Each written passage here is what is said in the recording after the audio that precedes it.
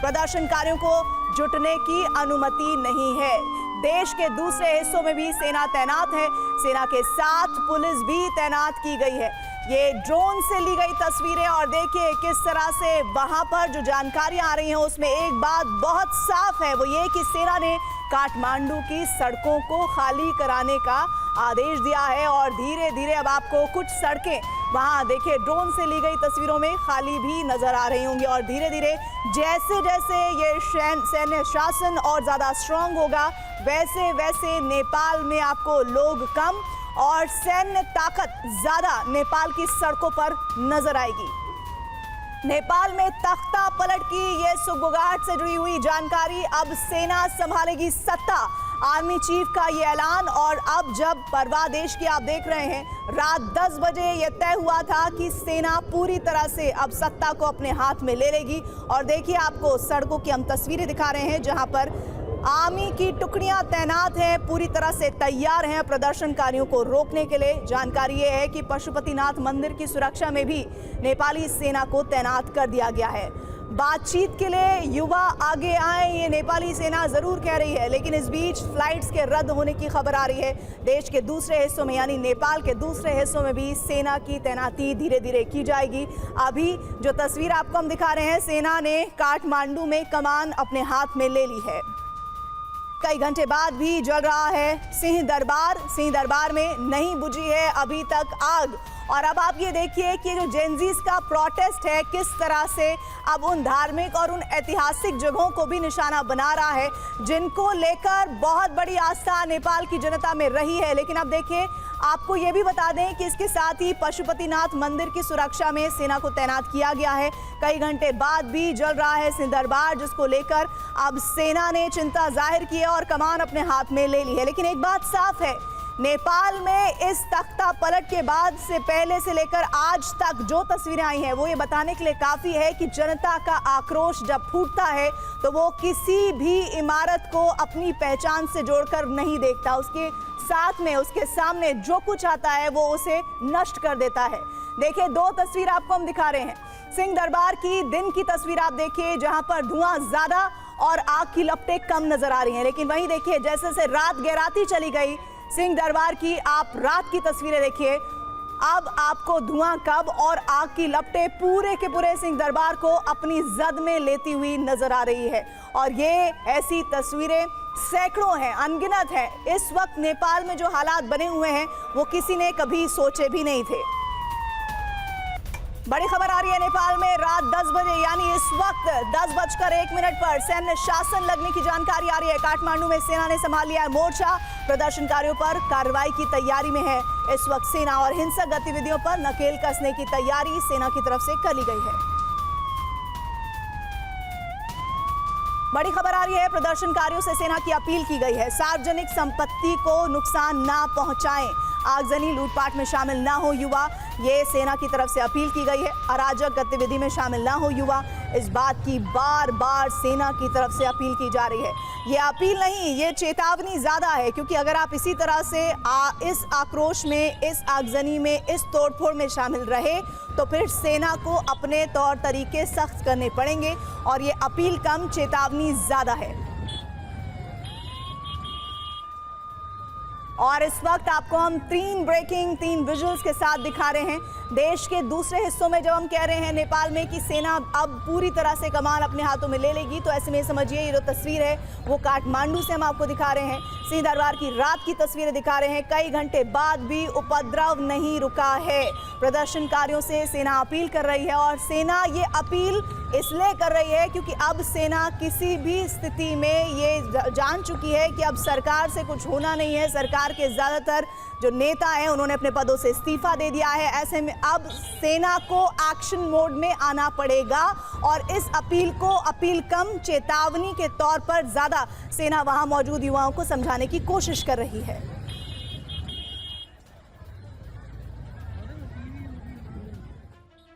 और इस वक्त हम नेपाल में जो हालात हैं उस पर बात करने के लिए एक बड़े पैनल के साथ आपके लिए लेकर आ रहे हैं। दीपक वोरा है, पूर्व राजदूत, professor Amitabh Singh foreign expert हैं, और साथ ही बीरेंद्र केएम पत्रकार काठमांडू से हमारे साथ लाइव जुड़ रहे हैं। साथ ही आकाश वत्स बीरगंज नेपाल से हमारे साथ जुड़ रहे हैं। आकाश, अभी हम आपको देख रहे हैं, पीछे हमारे साथ विपिन चौबे भी हमें नजर आ रहे हैं, उनके पास भी हम जाएंगे। लेकिन आकाश, इस वक्त ये बताइए नेपाल में क्या हालात है, सैन्य शासन को लेकर क्या तैयारी बीरगंज में नजर आ रही है आपको?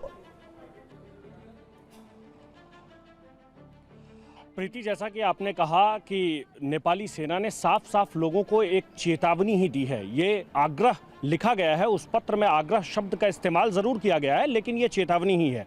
दिन में जब नेपाल के अलग अलग जिले से ये तस्वीरें सामने आ रही थी, मैं वीरगंज में था, वीरगंज के अलग अलग सरकारी कार्यालय से जब लोग उसमें आकर संपत्ति को नुकसान पहुंचा रहे थे, लूटपाट कर रहे थे, जो उन्हें लग रहा था कि ये उनके काम का सामान है, वो उठाकर अपने घर ले जा रहे थे, उस वक्त ही ऐसा लग रहा था कि जरूर कोई ना कोई ऐसी गाइडलाइन सामने आएगी। और रात होते होते वो गाइडलाइन सामने भी आ गई। नेपाली सेना की तरफ से जो लेटर जारी किया गया है, मैं सबसे पहले उसे बता दूं, उसमें साफ साफ लिखा गया है कि हालको विषम परिस्थितिको अनुचित फायदा उठाई केही समूहहरूले सर्वसाधारण नागरिक तथा सार्वजनिक सम्पत्ति समेत अत्यधिक क्षति पुर्याउने लूटपाट आगजनी गर्ने कार्य भइरहेको हुँदा यस किसिमका गतिविधिहरू नगर्न नगराउन नेपाली सेना पुनः आग्रह गर्दछ। इसका मतलब है कि आप ना तो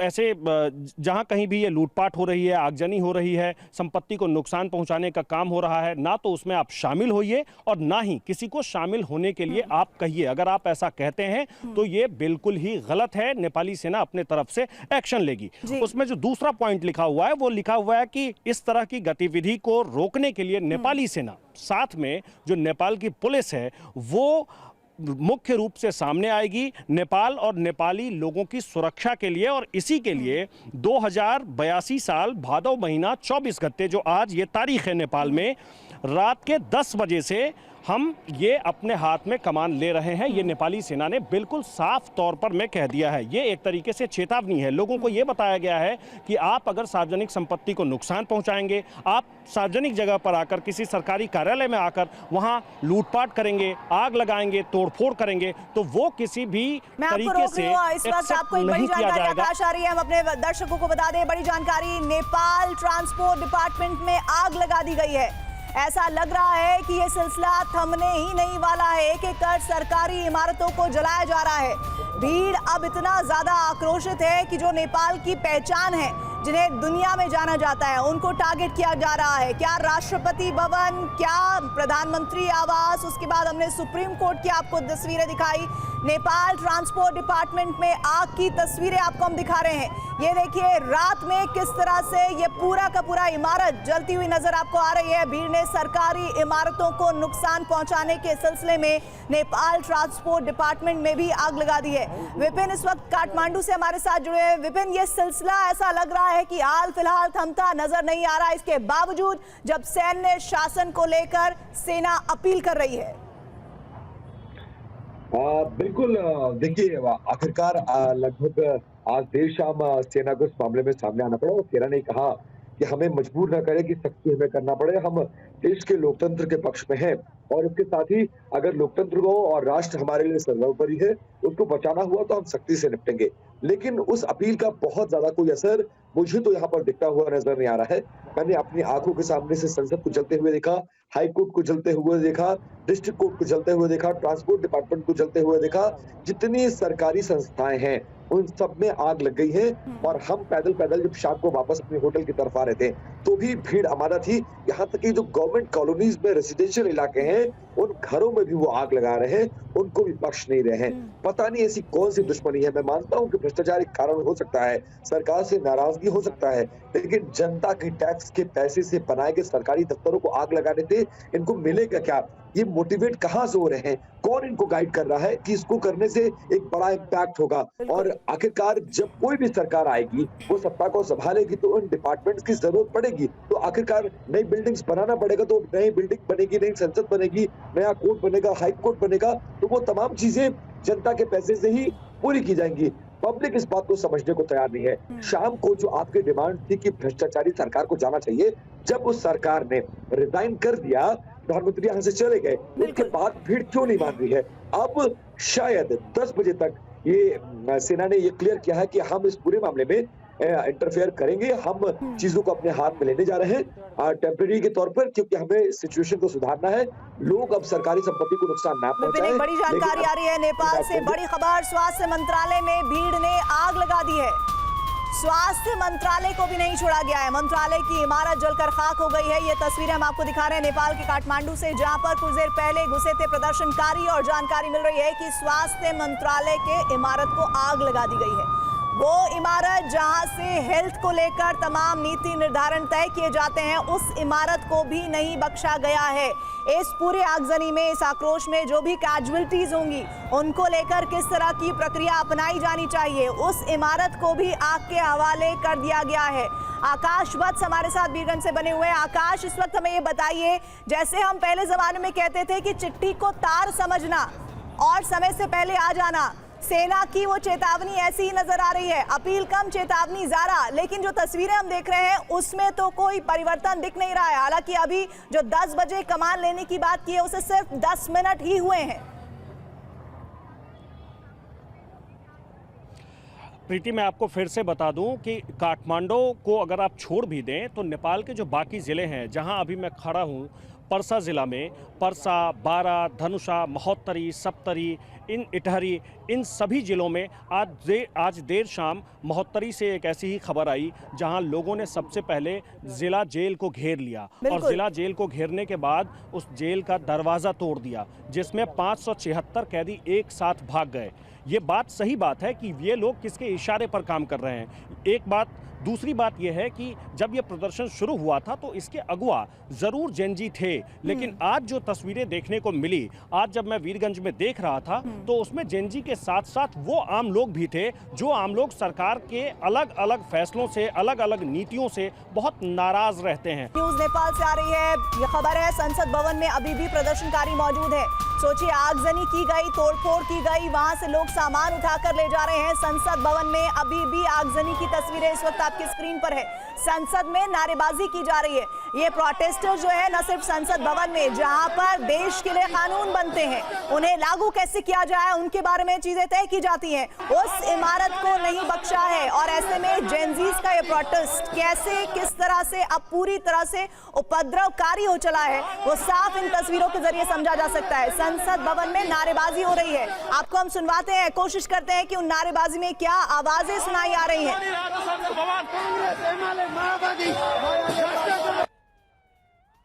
और ये देखिए तस्वीरें, आप प्रदर्शनकारी वहां पर मौजूद है और आपको वो हंगामे की जो आवाजें सुनाई दे रही हैं, ये वही प्रोटेस्टर्स हैं जो संसद के अंदर मौजूद हैं। आखिर जब सरकार इस्तीफा दे ये मांग थी और ये इस्तीफा हो भी गया, उसके बावजूद अभी भी प्रदर्शनकारी संसद के भीतर मौजूद है, न सिर्फ मौजूद है, वहां पर नारेबाजी की जा रही है, आगजनी की जा रही है। पूरी तरह से आपको बता दें, थोड़ी देर पहले की तस्वीरें हैं, पूरी तरह से संसद को नेस्त नाबूद कर देने की कोशिश इस वक्त नेपाल में नजर आ रही है। और ये प्रोटेस्टर्स इस पूरे अभियान में कामयाब होते नजर आ रहे हैं, वो भी ऐसे वक्त में जब सैन्य शासन की बात की जा रही है। नेपाल में सरकार पूरी तरह से अब हाथ पैर छोड़ चुकी है। उसने ये तय कर लिया है कि उसके बस का नहीं है। सभी जो मंत्री हैं उन्होंने इस्तीफा दे दिया है, प्रधानमंत्री ने इस्तीफा दे दिया है। बावजूद इसके अब देखिए सैन्य शासन की बात की जा रही है, इसके बाद भी ये संसद से तस्वीर आना बेहद शर्मनाक है। और किसी भी देश के लिए संसद वो जगह होती है जिसे लोकतंत्र में पूजा जाता है। उस इमारत को न सिर्फ नुकसान पहुंचाया गया है, वहां तोड़फोड़ की गई, वहां आगजनी की गई और अभी भी वो सिलसिला जारी है।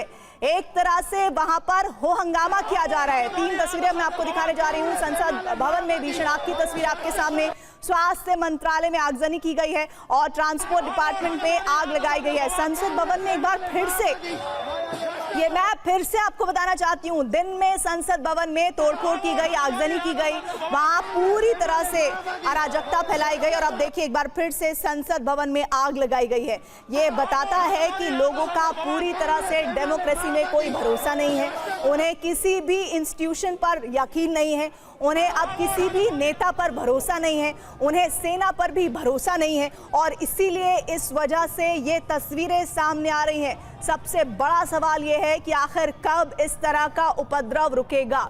ये काठमांडू से ड्रोन से ली गई तस्वीरें और देखिए ऐसा लग रहा है कि कहीं धमाका भी हुआ है।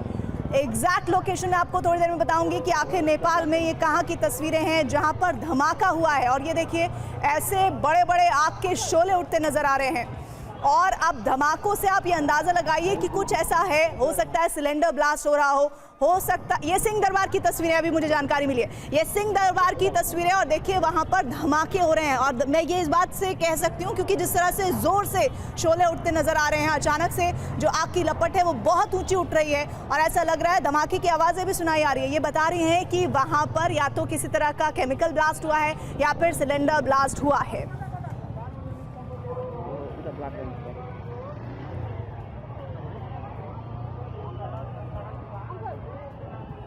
तो देखिए नेपाल में केपी शर्मा ओली का शासन पूरी तरह से खत्म हो चुका है और उस खत्म होने के बाद सैन्य शासन को अब तेवर में आने की इस वक्त सुगबुगाहट है नेपाल में। मैं इस वक्त सीधे रुक करना चाहती हूँ, हमारे साथ प्रोफेसर अमिताभ सिंह मौजूद हैं, फॉरेन एक्सपर्ट हैं। अमिताभ सर, नेपाल में ये क्या हो रहा है? जब मांग थी कि सरकार के सभी नेता इस्तीफा दें, इस्तीफा हो गया, उसके बावजूद ये उपद्रव उस इमारत में हमने फिर से दिखाया जहां पर जिसे लोकतंत्र का चेहरा कहा जाता है। संसद में अभी भी नारेबाजी हो रही है, लोग आगजनी कर रहे हैं। अब इनका मकसद आपको क्या दिखता है? देखिए प्रीति, अब ये पूरी तरह हाथ से निकल गया है। पहला दिन जो था जब जेन जी ने डेमोन्स्ट्रेशन किया था और प्रोटेस्ट मार्च की थी, उनका ये बहुत सीधा उद्देश्य था कि हम इसको शांतिपूर्ण रखेंगे और एक प्रोसेशन की तरह जाएगा। लेकिन धीरे धीरे ये उग्र होता गया और सबसे अचरज की बात है, ये पहली बार मेरे जानने में ऐसा हुआ है कि इस तरह का उपद्रव या राइटिंग काठमांडू की सड़कों पे हुई है राजनीतिक कारणों से, अन्य कारणों से हुई है एक बात। लेकिन जिस तरह की सरकार थी वहां के, जिस तरह के लोग थे और जिस तरह के पॉलिटिकल कैरेक्टर था, आप देखेंगे वो बड़ा एक मिसमैच था। किसी को भी किसी पर रिलायंस नहीं था, फिर भी वो अपने आप को नेता बनाते थे। सब पार्टियां मिलके वहां शासन कर रही थी। लेकिन अब दूसरे दिन ये देख के लग रहा है कि उपद्रवियों का इस समय जो है पलड़ा भारी लग रहा है और धीरे धीरे आप देखेंगी इसमें कॉन्स्पिरेसी थियरीज आएंगी, उसमें विदेशी ताकतों को ब्लेम किया जाएगा और धीरे धीरे आप देखेंगे पूरी तरह से ये अराजकता की ओर आगे बढ़ रहा है। आपको याद होगा कभी भी नेपाल में सैन्य शासन नहीं हुआ है, सैनिक शासन नहीं हुआ है। हमेशा या तो राजशाही रही है या डेमोक्रेसी रही है या उस बीच जो रहा है वो कॉन्स्टिट्यूएंट असेंबली के मेंबर्स वहां के। सर मैं आपको रोक रही हूँ, इस वक्त एक बड़ी जानकारी आ रही है। नेपाल की सड़कों पर सेना उतर चुकी है। सेना के शासन को लेकर 10 बजे समय तय किया गया था। अब तस्वीरें आ रही हैं सेना के मोर्चा संभालने की और ये देखिए गश्त करती हुई गाड़ियां आपको नजर आ रही हैं। प्रदर्शनकारी और सेना में टकराव जिसकी बात स्वाभाविक की जा सकती है, वहां पर अब वो भी देखने को मिलेगा क्योंकि सेना की बात सुनने को शायद ही कोई तैयार हो। और अब आप ये देखिए कि अभी तक ये हो रहा था कि इमारत सरकारी जितनी भी थी उन्हें टारगेट किया जा रहा था। नेता चाहे वो मंत्री हो, वित्त मंत्री, विदेश मंत्री, उनकी पत्नियों को टारगेट किया गया था। पूर्व जो प्रधानमंत्री हैं उनकी पत्नी को जिंदा जला दिया गया। विदेश मंत्री, महिला विदेश मंत्री को उन्हें मारा गया, पीटा गया, उनके पति को पीटा गया। और अब देखिए ये जो टकराव है वो सेना वर्सेस जनता में नजर आएगा। ये सिलसिला अब आप देखेंगे और ये देखिए सेना की संभालने के बाद अब हालात क्या होंगे ये मैं दावे से तो नहीं कह सकती, लेकिन और भी भीषण हो सकते हैं, इस बात की संभावना से इनकार नहीं किया जा सकता।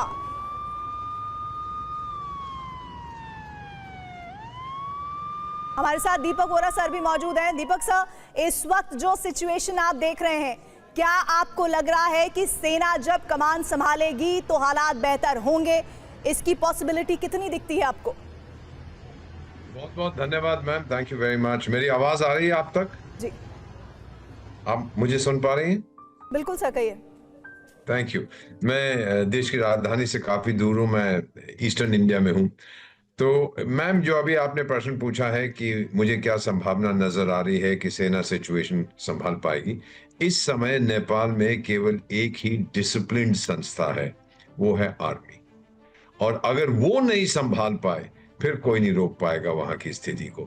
कारण इसका क्या है ये आप मुझसे बेहतर जानती हैं, लेकिन ये जो सुनामी निकली है यंग लोगों की, जिसे आप जेन जी कहते हैं, इसको रोकना बहुत मुश्किल है। मैम, मैंने अपने करियर में कई बार इसे देखा है। मैंने सूडान में देखा है, इजिप्ट में देखा है, जिम्बाब्वे में इसको देखा है, मैंने आर्मीनिया में देखा है, जॉर्जिया में एक बार नौजवान सड़क पे उतर आते हैं, फिर वो इधर उधर नहीं देखते हैं, फिर उनके साथ आप रीजनिंग नहीं कर सकते हैं।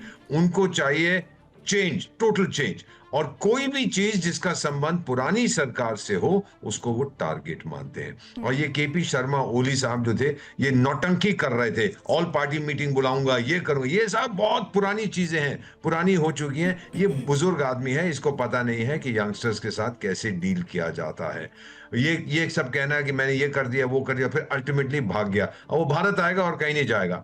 अब इसके अंदर जो नेक्स्ट स्टेप होगा मैम, अगर तो आर्मी ने कंट्रोल किया, और हो सकता है कि वो कंट्रोल कर पाए क्योंकि काफी प्रोफेशनल हार्डन्ड आर्मी है, नहीं किया, then I shudder to think कि आगे क्या होने वाला है। लोग तो बहुत कुछ कहेंगे कि अमेरिका का हाथ है, चीन का हाथ है, इसका चीन का कोई हाथ नहीं है, चीन को जूते पड़ रहे हैं।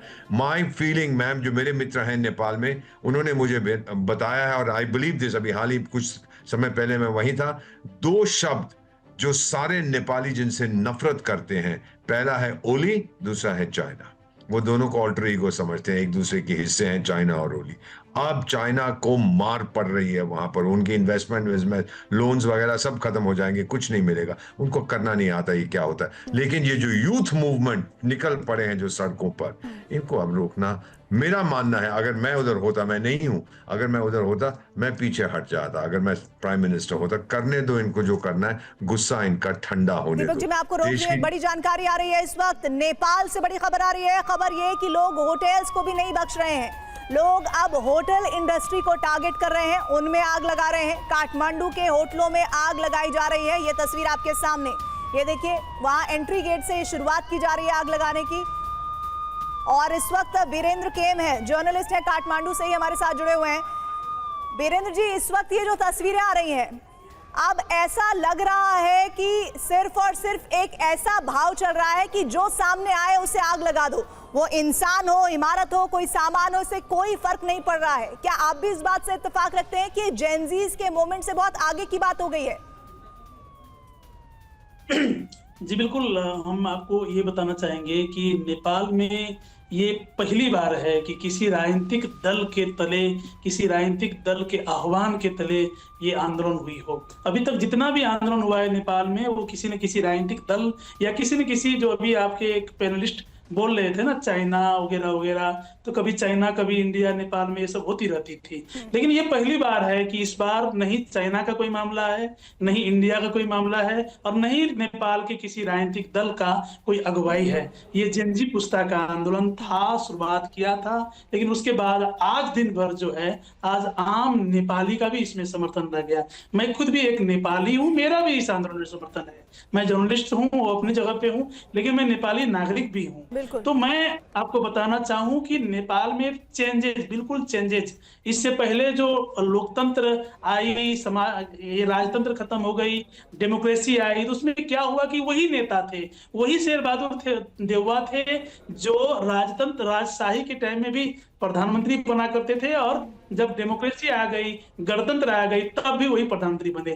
तो इस बार जेनजी का ये कहना था, इस बार युवा पुस्ता का ये कहना था, अब जो चेंज होगी तो पुराने वाले कोई नहीं रहेंगे, नहीं पुराने बिल्डिंग रहेगी, नहीं पुराने भवन रहेगी, नहीं पुराने नेता रहेंगे, कोई नहीं रहेंगे पुराने, ये टाइप के हो गए। क्योंकि ये जो टीनेजर होते हैं ना, तो टीनेजर तो अपने प्यार में पागल होते हैं, मुझे वो लड़की चाहिए, मुझे वो लड़का चाहिए, इस टाइप के होते हैं टीनेजर। अर्थात जिस पे नजर रख ले वही उसको चाहिए, इस टाइप का होता है टीनेजर। तो ये टीनेजर का आंदोलन था, और टीनेजर के आंदोलन का आज प्रभाव ये देखा कि ओली जी का जिस तरह से यहाँ हुई। और सबसे बड़ी बात तो देववा जी का हम लोगों ने जो विजुअल देखा, वो देववा जी कभी महाराजा हुआ करते थे नेपाल में, बड़े लोग हुए करते थे, उनका आज वो हालात दिखा गया।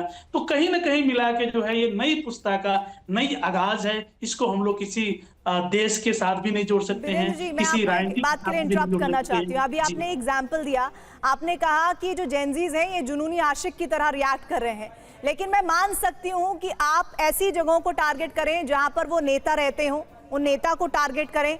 आप उन सब जगह पर वहां पर टारगेट करें जिन जिन पर आपको लगता है भ्रष्टाचार के आरोप है। लेकिन सबसे बड़ी बात यह है कि आप ऐसे ऐसे इमारतों को आप आग के हवाले कर रहे हैं, तोड़फोड़ कर रहे हैं, आगजनी कर रहे हैं, जिनका कोई लेना देना नहीं है। अब तो ऐसा लग रहा है कि ये ऐसा बिखराव वाला आंदोलन हो गया है जिसमें बस मकसद एक है, जो सामने आए उसको हिट करो, उसमें आग लगा दो, तोड़फोड़ करो। लेकिन ऐसे तो कोई प्रोटेस्ट अगर होगा भी तो उसका नतीजा नहीं निकलेगा और वो तो एंडलेस होगा, अंतहीन होगा। जी बिल्कुल, आपने जो बताया वो उसमें मैं भी समर्थन करता हूं, लेकिन एक बात हमको मान के चलना होगा, जो हिल्टन होटल में आग लगी हुई ना, वो हिल्टन होटल शेर बहादुर देववा के बेटे का लगाने का होटल था। जो भाटबटेनी में आग लग रही है ना, वो भाटबटेनी नेकपा एमएलए यानी कि केपी शर्मा ओली के जो अंदरूनी मामले वाले, जो उनके जो समर्थक है, खास करके चंदा देने वाले मीन गुरुंग, उनके वो भाटबटेनी सेंटर थे। तो कहीं ना कहीं से जहां जहां कांग्रेस और यूएमएल का जो लिंकअप था, वहां ये घटना हुई है, आम जगह पे कहीं पे नहीं हुई। हाँ, ये जरूर गलत हुआ है कि सिंह दरबार को आग लगाई गई है, सरकारी भवन को आग लगाई गई है, ये गलत है। हर जगह भी हालांकि गलत है, ये तो अपनी जगह पे है, लेकिन कहीं ना कहीं से लिंकअप को जोड़ा गया है। रवि लामे छाने को जिस जेल में बंद किया गया था, उस जेल में आग लगी किया गया। जहां जहां हुआ, आपको पता है कि बालेन शाह, जो अभी चर्चित नाम कहा गया है, बालेन शाह, कुछ दिन पहले उन्होंने अपना फेसबुक पर स्टेटस लिखा था कि सिंह दरबार को जला देंगे। तो सच में आज सिंह दरबार जल गया, तो ये हम मान सकते हैं। फिर आप ये मत कहिए ना, फिर ये नहीं कह सकते ना कि ये बिना नेता का हो रहा आंदोलन है। हाँ, हम मान सकते हैं कि शुरुआत जरूर हुई, लेकिन कुछ ऐसी ताकतें हैं जिसका जिक्र हमारे एक्सपर्ट्स भी कर रहे हैं। एक बड़ी जानकारी आ रही है, मैं आपके पास आऊंगी दोबारा। नेपाली सेना के प्रमुख की अपील, हिंसक गतिविधियां बंद कर दें युवा। बातचीत के लिए आगे आए युवा और शांतिपूर्ण समाधान के लिए उन्होंने अपील की है। लेकिन सिंह दरबार को जिस तरह से टारगेट किया गया है, और बालेन शाह का नाम जिस तरह से जिक्र हुआ है, नेपाल की तरफ से जिस तरह से इस नाम को बार बार लिया जा रहा है, उस पर मैं बात करूंगी। अब पशुपतिनाथ मंदिर पहुंचे हैं प्रदर्शनकारियों की मंदिर में घुसने की कोशिश हुई है और कई गाड़ियों में आग लगा दी गई है। काठमांडू में मौजूद है पशुपतिनाथ मंदिर, जहां पर प्रदर्शनकारियों के पहुंचने की खबर आ रही है और वहां पर पहले से ही आर्मी मौजूद है, पहले से ही सेना की तैनाती की गई है, क्योंकि इस बात का अंदेशा था कि किसी भी वक्त प्रदर्शनकारी यहां पर भी घुस सकते हैं। अब शायद मैं बीरेंद्र जी से ये सवाल पूछूं तो वो ये भी बता दें कि इस पशुपतिनाथ मंदिर का भी कोई कनेक्शन किसी नेता से है, लेकिन किसी भी धार्मिक स्थल को टारगेट करना, किसी की आस्था के साथ खिलवाड़ करना किसी भी नागरिक के लिए गलत होगा, अपराध होगा, कानून के अंतर्गत होगा और इस बात की सजा उस हर इंसान को मिल जाएगी जिसने इस नियम को तोड़ा है या किसी की धार्मिक आस्थाओं को नुकसान या चोट पहुंचाई है। प्रोफेसर अमिताभ हमारे साथ जुड़े हुए हैं। सर, अभी हमारे साथ जो जर्नलिस्ट जुड़े हुए हैं नेपाल से, वो ये कह रहे हैं कि ये पूरा प्रोटेस्ट जो है उन जगहों को टारगेट करके किया जा रहा है जिनसे किसी भी तरह से मौजूदा सरकार के नेताओं का, प्रधानमंत्री का, मंत्री का, राष्ट्रपति का लेना देना है, लेकिन उससे पहले की सरकारों से है। तो फिर कहीं ना कहीं तो कोई कनेक्शन आएगा ही ना, क्योंकि विरासत के तौर पर तो यहाँ नेपाल की सरकार दशकों से चलती आ रही है। देखिए, पूरे साउथ एशिया में ये फिनोमिनन है, लेकिन सरकारी इमारतों को, प्राइवेट बिल्डिंग को आग लगाने से देश का ही नुकसान होता है, हम सब जानते हैं। तो इसमें किसी भी तरह से इस तरह जस्टिफाई नहीं किया जा सकता कि वो शेर बहादुर देवबा के रिलेटिव का या ओली के रिलेटिव का है। हाँ, ये एक उग्र हिंसक भीड़ हो गई है जो इस समय बेकाबू है और हमने बांग्लादेश में देखा है ऐसा होता हुआ, और वो गुस्सा निकलकर बाहर आ रहा है। लेकिन इसका एक्सप्रेशन अगर इसी तरह चलता रहा तो नेपाल के लिए भी हित में नहीं होगा। और हमने कई सारे देशों को देखा है कि अगर सरकारों का पतन होता है तो उसका सबसे बड़ा कारण अगर हिंसा है तो जो नई रिजीम आती है वो भी हिंसा पर आधारित होती है। तो इस समय बहुत जरूरी है कि उन यूथ को, उन जेन जी को समझाया जाए कि इतनी उग्रवाद या जो तरीका उन्होंने अपनाया है वो इस समय वाजिब नहीं है। हाँ, केपी शर्मा ओली ने रिजाइन किया, उसके फाइनेंस मिनिस्टर ने, होम मिनिस्टर ने पहले ही रिजाइन कर दिया था, लेकिन ये व्यक्तिगत लोगों पर जिस तरह से अटैक हो रहा है, शेर बहादुर देवबा की वाइफ पर किया गया, शेर बहादुर देवबा पर किया गया, तो वो सब निंदनीय है और अवॉइडेबल है इस समय। लेकिन सवाल है कि जब रेकलेस है मॉब, कोई उसको देखने वाला नहीं है, तो उनको कौन कंट्रोल करेगा? सर, और मैं तो ये कहूंगी कि सरकारी इमारतें, आप दूसरी तरह की इमारतों को नुकसान पहुंचाएं, लेकिन आप किसी को जिंदा जला दे रहे हैं। इसलिए कि वो पूर्व प्रधानमंत्री की पत्नी है। आप इस तरह से अपने इस आंदोलन को जस्टिफाई भी कर रहे हैं, ये बहुत बड़ा और अहम सवाल है। और इधर एक बड़ी खबर आ रही है, नेपाल में कानून व्यवस्था संभालेगी सेना। सभी सुरक्षा एजेंसियों के संपर्क में इस वक्त सेना है। सैन्य शासन के दौरान नेपाल में हाई अलर्ट भी किया गया है और सेना ने नेपाल की जनता से सहयोग मांगा है, लेकिन उस सहयोग की गुंजाइश किस हद तक होगी ये आज रात और कल सुबह होते होते साफ हो जाएगा। दीपक वोरा हमारे साथ जुड़े हैं। दीपक सर, सबसे बड़ी बात यह है कि सरकारी इमारतों को निशाना बनाया गया, सरकार में रहने वाले नेताओं के साथ बदसलूकी की गई, उनके साथ मारपीट की गई, लेकिन सर एक बात जो जस्टिफाई नहीं हो सकती वो ये कि पूर्व प्रधानमंत्री की पत्नी को जिंदा जला दिया गया। किसी भी आंदोलन में किसी को सामने, अपनी नजरों के सामने मॉब जिंदा जला देती है, क्या आप इसे आंदोलन कह सकते हैं? आपने जो प्रश्न पूछा है उसका कोई आसान जवाब नहीं है बेटा। मैं आपको बता देता हूं कि आज सुबह जब यहाँ पे हिंसा भड़की थी, तो मेरे एक बहुत करीबी दोस्त नेपाल के राजदूत थे, इस समय कहीं विदेश में घूम रहे थे, उनका बेटा पढ़ रहा था काठमांडू में। मैं उसको जानता हूँ, बहुत अच्छा लड़का था। आज सुबह उनके फादर का मुझे एक संदेश आया था व्हाट्सएप पे विदेश से, एम्बेसडर दीपक आपके भतीजे को गोली मार दी है। I can't tell you what I felt बेटा। मैं भी बाप हूँ। I felt very bad। 26-27 साल का बच्चा वो भी प्रोटेस्ट में क्यों शामिल हो रहा है? गुस्सा है बेटा। मैंने ये बहुत देशों में देखा है, एरिट्रिया में देखा है, इथियोपिया में देखा है, जिम्बाब्वे में, Sudan, south Sudan, Armenia, Georgia. आक्रोश, जब गुस्सा आता है नौजवानों को, वो इतना उनको तजुर्बा नहीं है, उस समय जो उनके सामने आता है तोड़ दो उसको। अब हम लोग तो बैठ के यहाँ पर कह सकते हैं नहीं होना चाहिए, होना चाहिए, लेकिन अगर सड़क पे आप उतरोगे तो मॉब मेंटालिटी टेक ओवर करती है, और जब मॉब मेंटालिटी आती है तो फिर आपका दिमाग काम करना बंद कर देता है। You just follow. अफवाहें उठती हैं, आप लोगों ने सोशल मीडिया को बंद कर दिया तो फिर रूमर्स आते हैं। जब हार्ड इंफॉर्मेशन नहीं है तो फिर रूमर्स जो है वो राज करते हैं। अरे देखो वहां पे क्या हो गया, अरे ये तो होटल उसके बाप का, ये उसके भाई का, उसके बेटे का, जला दो। बस एक आवाज आती है, जला दो, जलने लगता है वहां पर। सो ये चीज हम इस समय देख रहे हैं। लूटिंग जो है मैम, मुझे लगा था कि शायद नहीं होगी, लेकिन अब आपकी रिपोर्ट्स बता रही हैं कि लूटिंग भी शुरू। पता नहीं डिपार्टमेंट स्टोर्स को, दुकानों को लूटा है कि नहीं, उसका मुझे नहीं पता है। बट अगर सरकारी इमारतों में या सरकारी दफ्तरों में जो कुछ था, बिकॉज सरकार को देखा था इन्होंने as an instrument of operation. सरकार हमारी सरकार नहीं है, हमारी दुश्मन है। जब ये फीलिंग आती है तो फिर उसको बदलना बड़ा मुश्किल है मैम। अभी मुझे लगता है कि और कुछ दिनों तक ये चलेगा। ये थक जाएंगे कि जो कुछ हमने किया उसे परिवर्तन हमें क्या मिला है वो नहीं। उस समय शायद इनको ध्यान आएगा कि अब हमको रुक जाना चाहिए। और अगर एक व्यक्ति है, मेरे मानने में, maybe I am wrong, एक व्यक्ति है जो इस समय हीलिंग टच दे सकता है, वो है पुराना राजा। वो आए, राजा आओ देश बचाओ, मुझे पता नहीं होगा कि नहीं, पर अगर वो आए तो एक तो व्यक्ति है जो कह सकता है भाई अब खामोश हो जाओ, मैं वापस आ गया हूं, मुझे निकाल दिया था, मैं चला गया था, वापस चाहते हो मैं आके देश बचाओ। मैंने अफगानिस्तान में भी ये देखा जब किंग जाहिर शाह वापस आए थे कि आओ और देश को बचाओ। हो सकता है कि वो वापस आई डोंट नो, बस यही उम्मीद कर सकता हूँ। इस देश में कई बार गया हूँ, रहा हूँ, बहुत प्यार करता हूँ, बहुत मेरे दोस्त हैं। उम्मीद यही है कि नेपाल अपना भविष्य खुद तय करेगा। और आपने ये भी बड़ी खबर आ रही है सर, मैं आपको रोक रही हूँ, नेपाल में लचीला सैन्य शासन लागू हो, इस बात की जानकारी आ रही है। नागरिकों के अधिकार बरकरार रहेंगे, इस बात को कंफर्म सुनिश्चित करने की कोशिश की जा रही है आर्मी की तरफ से। नेपाली नागरिकों से वार्ता करेगी सेना, आगे भी सूचना जारी करेगी सेना, इस तरह की जानकारी हमारे पास आ रही है। लेकिन सबसे बड़ी बात अहम ये कि क्या जेनजी,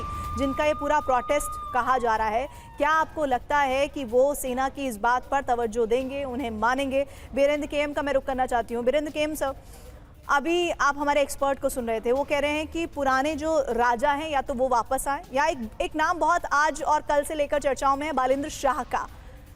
आप काठमांडू में इस वक्त मौजूद हैं, ये दो नाम, और सेना लचीला रवैया इस प्रोटेस्ट को लेकर अपनाएगी। आपको क्या लग रहा है, किस तरह अब इस प्रोटेस्ट को कमजोर करने की या खत्म करने की कोशिशें होंगी जो कारगर होंगी? नहीं, आपको मैं बता दूं कि ये जेनजी आंदोलन 2 दिन से चल रही है और इसका तैयारी तकरीबन 1 महीना से चल रहा था। और जैसे ही केपी शर्मा ओली ने सोशल मीडिया पे बैन लगा दी, तो ये एक मौका हो गया, उस मौका के तहत जो है ये आंदोलन को शुरुआत किया गया।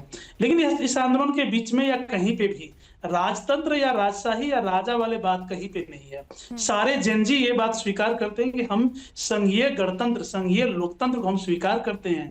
हम किसी राजतंत्र या किसी मोनार्की के लिए नहीं कर रहे हैं, ये एकदम खुलेआम ये लोग बोल रहा है। तो कहीं पे इसमें राजशाही का रंग देना ये चीज गलत है। लेकिन ये सच बात है कि ये आंदोलन शुरू हो जाने के बाद इसमें कई तरह के लोग ज्वाइन हो गए हैं। कोई राजशाही वाले लोग हैं, कोई पुराने पार्टी के भी लोग हैं, कोई किस तरह के लोग हैं, कोई अराजकता चाहते हैं, सब तरह के लोग ज्वाइन हो गए। लेकिन आधिकारिक तौर पे यदि कहा जाए तो इस आंदोलन का शुरुआत जो है करप्शन नंबर 1 मुद्दा बनाया गया था। दूसरा मुद्दा बनाया गया था वर्तमान मौजूदा सरकार को खत्म करना, और तीसरा मुद्दा बनाया गया था संसद को विघटन करना, और चौथा मुद्दा बनाया गया था नागरिक सरकार की गठन। ये 4 मांगे थी जब ये आंदोलन शुरुआत हुआ था 2 दिन पहले। तो उस दिन इसमें समर्थन रहा बालेन शाह का और रवि लामिछाने का, क्योंकि ये दोनों लीडर जो है वैकल्पिक लीडर माने जाते हैं। एक बात और इसमें शामिल करेगा जिसको मैं चाहती हूँ आप जरूर इस बात को कहें, लेकिन उससे पहले एक बड़ी जानकारी आ रही है नेपाल हिंसा पर। ये बड़ा अपडेट है, कई घंटे बाद भी जल रहा है सिंह दरबार। ये तस्वीर आपको हम साथ साथ दिखा रहे हैं, सिंह दरबार में नहीं बुझी है अभी तक आग। ये बड़ी जानकारी इस वक्त आप तक हम पहुंचा रहे हैं।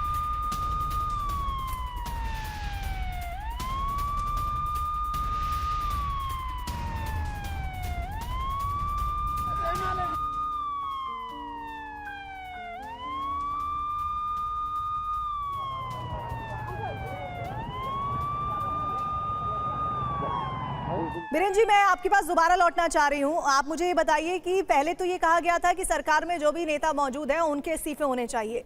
इस बात को क्यों इग्नोर किया गया? जब इस्तीफे हो गए उसके बाद भी जेनजीज को क्यों भरोसा नहीं हुआ कि बाकी चीज़ों पर भी बात बन सकती है, सहमति हो सकती है? और ये जो तस्वीरें आ रही हैं उसके बाद भी ऐसा क्यों हुआ कि उसके बाद भी ये आंदोलन थमा नहीं बल्कि और उग्र हुआ? मैंने तभी ही बोल दिया कि इस आंदोलन का शुरुआत जरूर जेनजी द्वारा हुआ, लेकिन उसके बाद जो इसमें मिसावट हो गई कई सारे मुद्दा वाले लोग, तो इसका जो परिणाम है, जो भी चीज आप देख रहे हैं वो परिणाम कई सारे मुद्दा वाले लोगों का परिणाम है। ये अभी ताजा बात ये है कि बालेन शाह, रवि लामिछाने, सेना के प्रमुख यानी कि सेनापति, और जो पूर्व प्रधान न्यायाधीश हैं सुशीला कार्की, इतना लोगों के बीच में एक वार्ता चल रही है। और वार्ता में यदि कोई सहमति बन जाती है तो ये संभव है कि सुशीला कार्की को अंतरिम सरकार का प्रधानमंत्री बनाया जाएगा। सुशीला कार्की जो कि पूर्व प्रधान न्यायाधीश भी हैं और क्लीन चेहरा रही है, क्योंकि बालेन शाह एक काठमांडू के मेयर हैं, उनको प्रधानमंत्री नहीं स्वीकारा जा सकता है। और रवि लामिछाने जो उनके ऊपर केस वेस लगा हुआ है और वो खुद जो है डिप्टी पीएम बन चुके हैं, और वो भी कल के दिन में यदि चुनाव के बाद आते हैं तो अलग बात होगी, लेकिन वर्तमान नागरिक समाज में आम नागरिक को सरकार बनाया जाए, ये भी बात पूरी दुनिया में नेपाल की इन तस्वीरों को देख रहा है। वो ये सोच रहा है कि ऐसी ऐसी इमारतों को नेपाल में टारगेट किया जा रहा है जो किसी भी देश में पूजी जाती हैं या जिनका बहुत सम्मान किया जाता है, जो किसी भी देश की सिर्फ पहचान नहीं होती है, कहा जाता है कि आत्मा होती है। और ऐसे में नेपाल में जो कुछ हो रहा है उसे आने वाले वक्त में चाहे जेनजी हो या उनसे जुड़े हुए कोई भी अराजक तत्व हो, वो कैसे जस्टिफाई करेंगे, अपने आप में बहुत अहम सवाल रहेगा।